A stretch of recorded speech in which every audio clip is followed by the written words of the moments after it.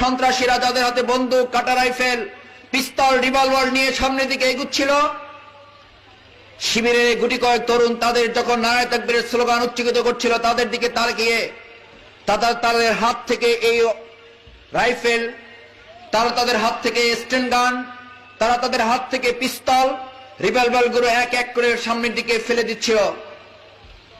তাদেরকে জিজ্ঞেস করা হয়েছিল, বাইরে থেকে ভাড়া করে নিয়ে আসা হয়েছিল নিষিদ্ধ পার্টির জঙ্গি বাহিনীকে।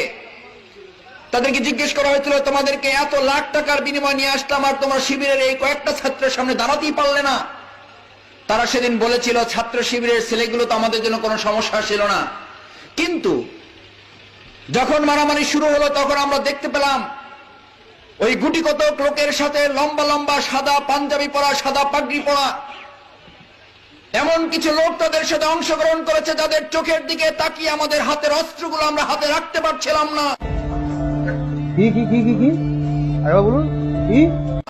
যখন মারামারি শুরু হলো তখন আমরা দেখতে পেলাম ওই গুটি কতক লোকের সাথে লম্বা লম্বা সাদা পাঞ্জাবি পরা, সাদা পাগড়ি পরা এমন কিছু লোক তাদের সাথে অংশগ্রহণ করেছে, যাদের চোখের দিকে তাকিয়ে আমাদের হাতের অস্ত্রগুলো আমরা হাতে রাখতে পারছিলাম না।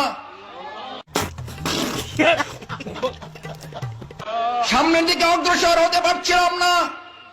নিজেকে আত্মরক্ষা করতে না পেরে ওখান থেকে অস্ত্র ফেলে দিয়ে পালিয়ে আসার মতো হিম্মত পর্যন্ত হারিয়ে ফেলেছিলাম।